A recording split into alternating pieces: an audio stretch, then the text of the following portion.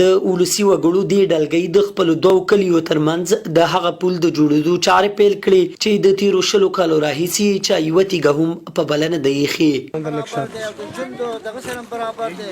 غوښتنه همدا ده چې ټولو خلکو ته دا د دې د ځوانانو ته دعا وکړي، په ملګرو کې ورسره وکړي، په چاندو کې ورسره کومک وکړي. د ماڼوګي ولسوالۍ د ننګلام تنګي د کلي ځوانان د یوه ملي احساس له مخې راپورته شوي او غواړي چې د دوو کلیو ترمنځ شته فاصله ختمه کړي. دا پل دا دوه کلي چې دي بلکې ننګلام دا ټوله ساحه چې دا د یو بل سره نښلوي.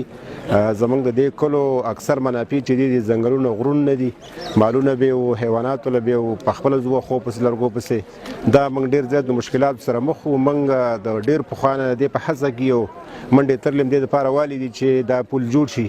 چاندو باندې د خپل دود او دستور عنعنات مطابق په اصطلاح باندې نه پر سر موږ خپل منځ کې چانده کړل، روپۍ مو راماتې کړي دي او دې لپاره به چانده کوو. په دغه حساب باندې موږ به تکل کړل او انشاءالله د الله نه امید ده چې دا پل سرته ورسېږي. د ولس په اشر جوړېدونکی پل چې 2 کیلومتره اوږدوالی لري د 3 میلیونه افغانیو په لګښت د ولس په چانده جوړیږي. کلیوال له مؤسساتو، خیریه ټولنو او حکومت غواړي چې لاسنیوی یې وکړي ترڅو ستونزې یې پای ومومي.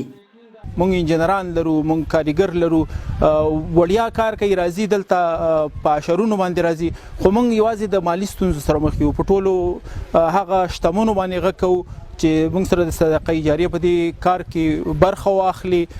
د سیمټ او د سیخ کمبود دی، نور الحمدلله ځوانان په خپل احساس باندې راوتلي دي، اشرونه کوي، کار کوي، انشاءالله د هغې ستونزه نشته. چارواکي وایي د یادې سیمې د خلکو ستونزې یې اورېدلي او په نږدې راتلونکي کې به ورسره مرسته وکړي. دلته یو 40 فوټه کانټینر هغه د ولایت مقام نه منظوري اخیستې ده د ولسي او د همکارۍ په خاطر باندې. نو په پام کې مو ده چې دغه کانټینر ورته یوسو تر څو د هغو 10 متره یا 12 متره پول ته عاجل ضرورت دی. هغه ضرورت به پیره په انشاءالله دغه تصمیم ونیولی دی، دغه ورسره همکاري کوو انشاءالله. د ننګلام تنګي دغه جوړېدونکي پل باندې سلګونه کورنۍ تګ او راتګ کوي. ماشومان پرې ښوونځي ته ځي او ډېر کلیوال له غم او ښادۍ هم پاتې وي، ځکه خو کلیوالو نجونو پکې خپل زیورات هم قرباني کړل.